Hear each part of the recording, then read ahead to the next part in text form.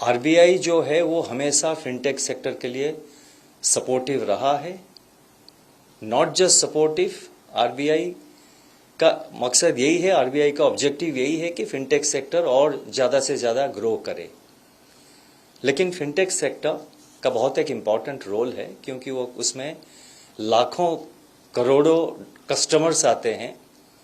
कई सारे फैसिलिटीज़ ऐसा है कि जिसमें कि पैसा भी वॉलेट में रखते हैं, तो इसीलिए कस्टमर का इंटरेस्ट जो है, डिपॉजिटर अगर कोई है, कोई पेमेंट बैंक मान लीजिए है, customers interest is of prime importance.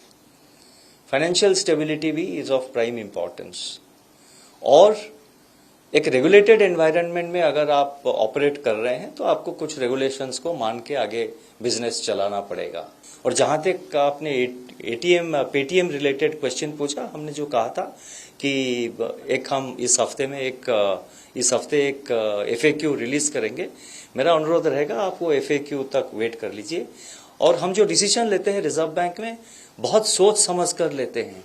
महीनों भर, 1 साल 2 साल एंगेज करते रहते हैं। कोई भी एंटिटी हो, वो बैंक हो, पेमेंट बैंक हो, एनबीएफसी हो, कोऑपरेटिव बैंक हो, किसी के खिलाफ अगर हम एक्शन लेते हैं, मैं पेटीएम के बारे में नहीं कह रहा हूं, मैं जनरली कह रहा हूं, महीनों उनके साथ इंटरेक्ट करते हैं, सालों इंटरेक्ट करते हैं, कभी कभी 2-3 साल भी इंटरेक्शन चलता रहता है।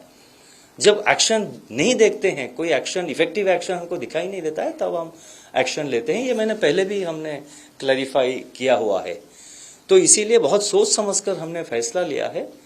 और अनाउंस करने के मतलब 10-15 रोज के बीच में कोई रिव्यू, वो जो आपने कहा, वो रिव्यू की कोई यहाँ पे आई थिंक वो जो वर्ड है रिव्यू अप्रोप्रिएट नहीं होगा।